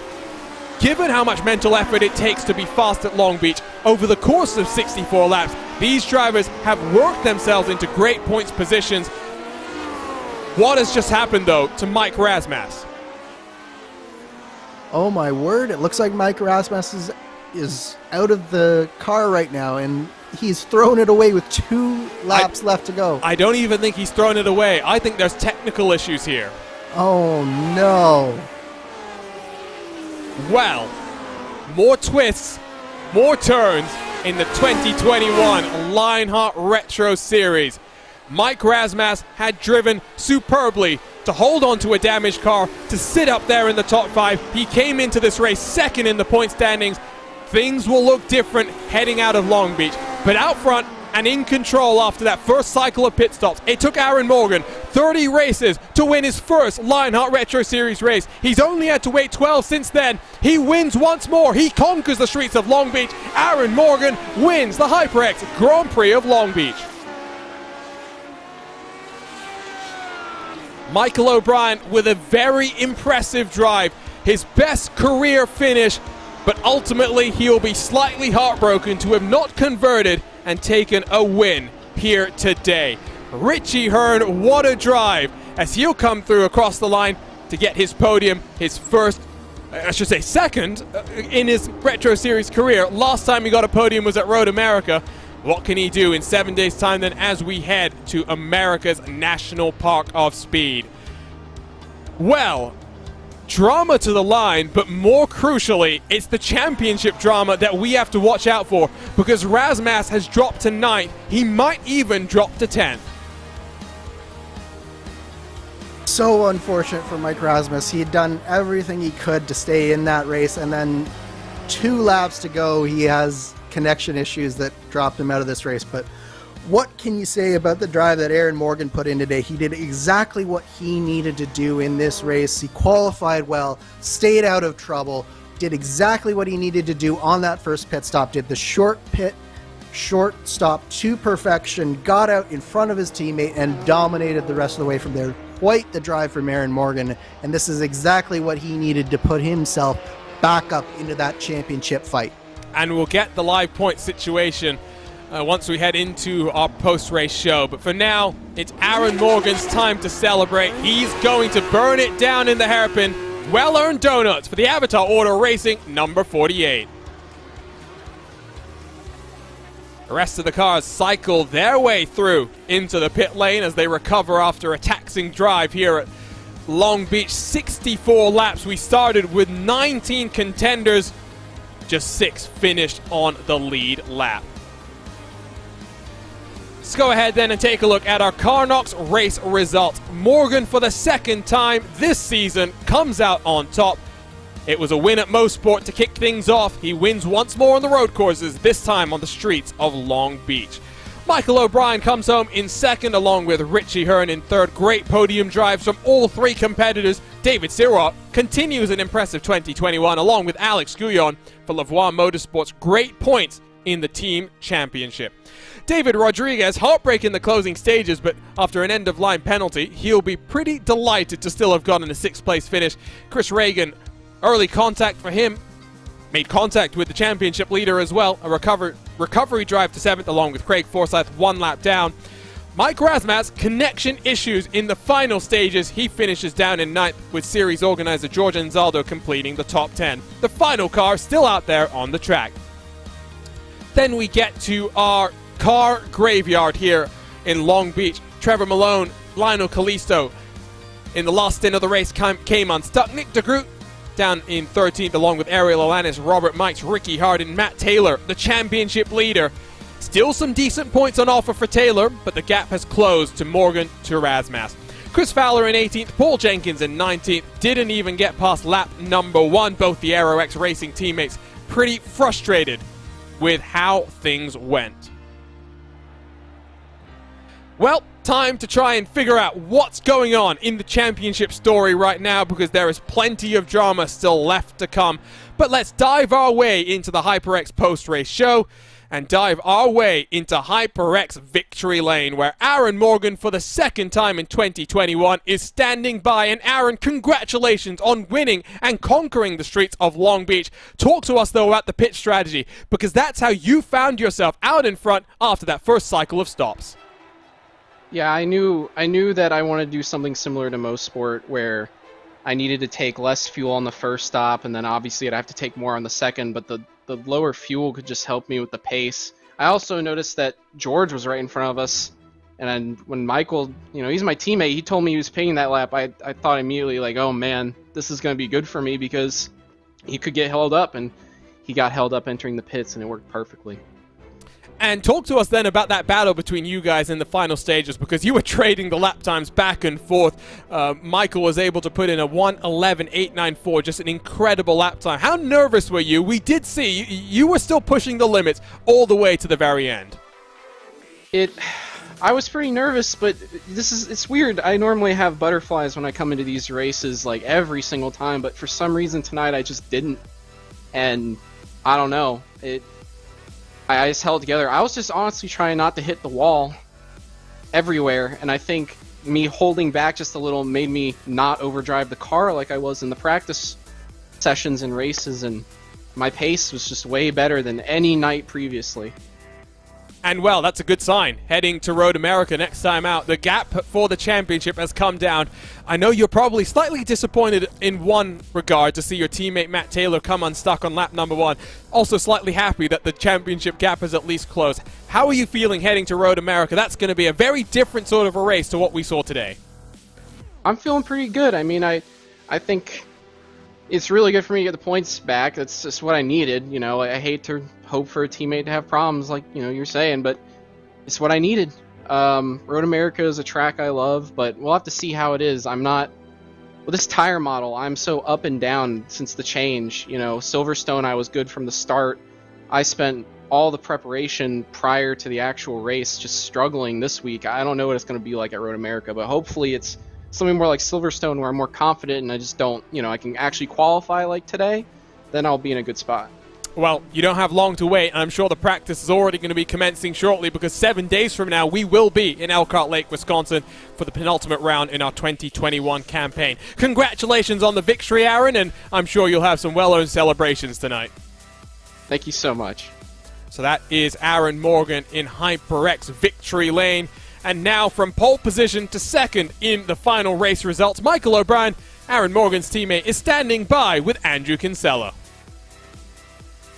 Well, Michael, you started in P1, you finished P2, right behind your teammate. Describe that race for me.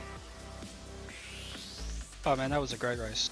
I thought I'd be able to pull a bit more of a gap at the start, but Aaron was right on me pretty much the whole way. Caught a bit of traffic going into the pits and took a little bit too much fuel, so Aaron was able to jump me coming out of the pits, and that was about it really. Just hang on to Aaron, try and put the pressure on, and hope he made a mistake. Now, you fell about 2.5 seconds back through the middle portion of that race, but when you came out of that final pit stop, you were right on Aaron's tail. Were you looking at all to get by, or were you just sort of content to stay in second? Because it sure looked from here like you were putting the pressure on your teammate. I was definitely looking to pass. I was pushing very, very hard at the end there. I know Aaron had a championship, but P2 would have been good for him as well, so no, I wanted to win. Yeah, it definitely was entertaining to watch the two of you trade fastest laps there throughout the last stint. Now, looking forward towards the next couple of weeks, first of all, we have Road America.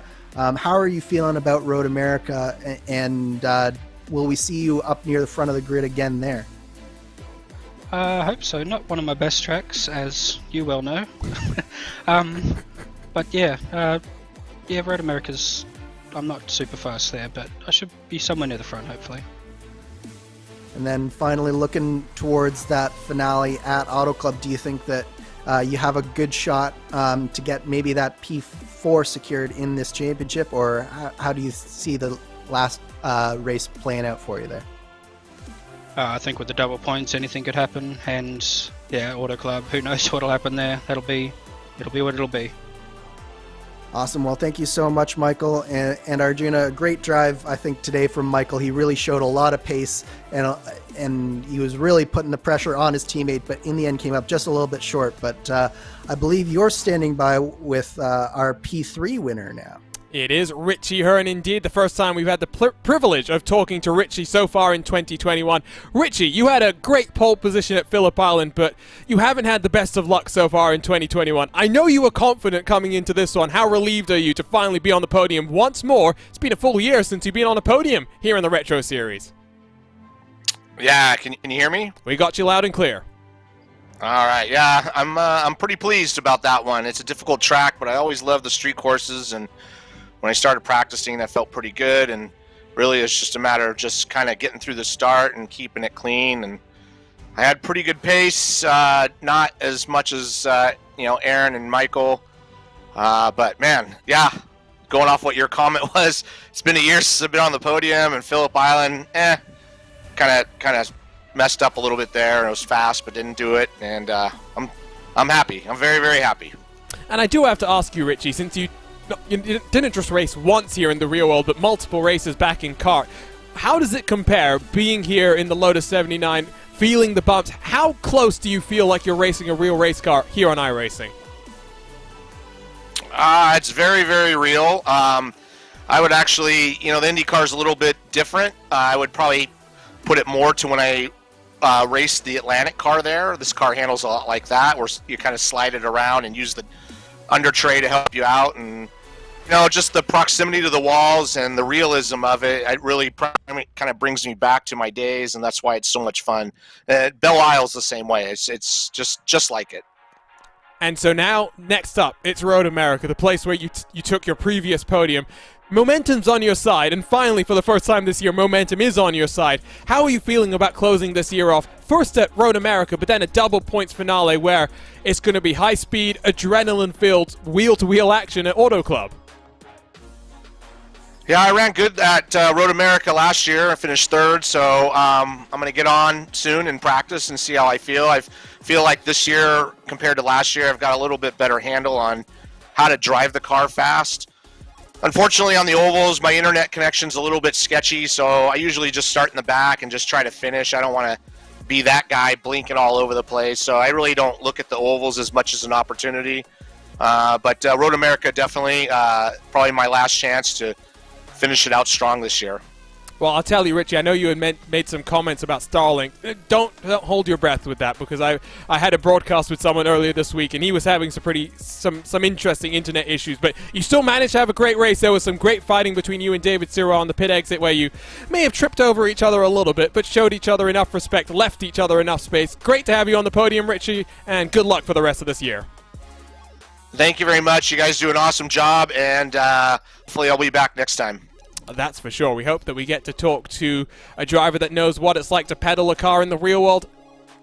Clearly enjoys his time here on the iRacing service as well. But Andrew, great race. Yes, it's a little bit slow when you only have 10 cars, 9 cars who actually finish the race. But ultimately, it's a race in which championships have really been mixed up. Let's take a look at these point standings before we start to close things out here and wrap things up from the streets of Long Beach. It is closed up. The gap between Morgan and Razmas has opened up to 15 points. So Razmas has lost another 8 compared to a top 5 finish. So maybe not as painful as he would have hoped, but he is now almost a full race victory off the championship leader.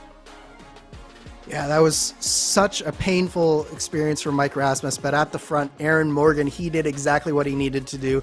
And you say it was a little bit of a slow race, but I really don't think so, Arjuna. I think Michael O'Brien, Aaron Morgan, they did a great job, and you can see that in the interval at the end of the race. Only 0.8 of a second separated the two top competitors after 64 laps at a street circuit at Long Beach. That says all you need to know about just how competitive the top of this field is. Yes, we didn't have as many people finish at the top or finish throughout the field, but at the top, that level of talent is right there, and it was a fascinating race to watch. So I'm so excited to see what these drivers do in 1 week's time at Road America, and there's going to be a huge amount of momentum on Aaron Morgan's side as he chases down Matt Taylor for that championship. I thought coming into this race it would be an evening where Taylor would extend the lead, really solidify the hold that he's got on the championship, but it comes down to 2 final races.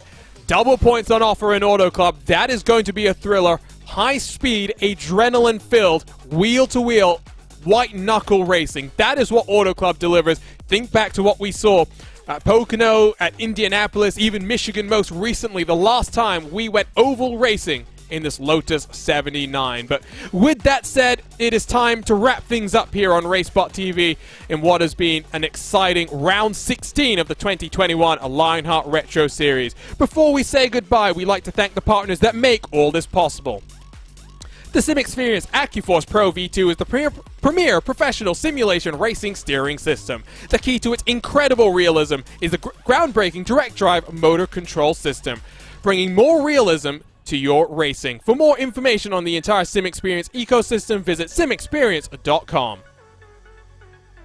The Lionheart Racing Series is powered by HyperX, makers of premier gaming gear like the legendary ultra-comfortable Cloud line of gaming headsets. Whatever you play, however you play, HyperX knows that we're all gamers. For more information on HyperX products, visit hyperxgaming.com and don't forget to use the promo code Lionheart15, that's LIONHRT15 for 15% off all orders. For sim racers, the Butt Kicker Gamer 2 or Simulation Kit adds the missing driver-to-car connection, bringing more realism to your sessions. By accurately responding to in-game audio, you can feel the track like never before, providing increased vehicle handling and faster lap times. Are you ready for the most immersive experience in sim racing? For more information, visit thebuttkicker.com and don't forget to use the promo code LION2021 for 20% off all orders. Minus 273 is the premier name in carding glove. Their industry-leading gloves are super lightweight and durable, made of a breathable poly spandex. Whether you're a card or a sim racer, Minus 273 gives you the control to reach victory lane. For more information on Minus 273's full line of gloves and apparel, visit minus273.biz and don't forget to use the promo code Minus 273 LHRS15 for 15% off all orders. Looking for entertaining sim racing content? Look no further than the DMLC Racing channel. Follow former Lionheart Retro Series Driver of the Year, Mark Cohn's racing escapades as he battles for wins and avoids wrecks with cat-like reflexes, all while providing commentary sure to make you laugh, cry, or both. Follow along by subscribing to the DMLC Racing channel on YouTube and like his Facebook page at the DMLC Racing channel. And to learn more about the various partners that make all this happen, to learn more about the three competitions the Lionheart sanctioning body puts on, visit LionheartRacingSeries.com, and don't forget also you can learn more and follow the latest news and comings and goings in the Lionheart Racing Series by following them on social media. ESTV has you covered for your esports needs. Follow them and catch the action live on their services. RaceBot TV has your sim racing needs covered, so don't forget to subscribe to us. Hit that red button and the bell next to it to get notified every single time we go live with a great sim racing series that we get to cover. It's a bumper week in Lionheart action coming up. On Monday, the Lionheart Speedway Series heads to Kansas. Then on Wednesday, the Lionheart IndyCar Series goes racing on the streets of Belle Isle. And we'll be back in action in 7 days' time with the Lotus 79s as we head to America's National Park of Speed. All of that live on RaceBot TV. But for now, on behalf of the team behind RaceBot, for Andrew Kinsella, my co-commentator, my name is Arjuna Kankipati. Congratulations to Aaron Morger, survivor in the streets of Long Beach, winner of the HyperX Grand Prix of Long Beach.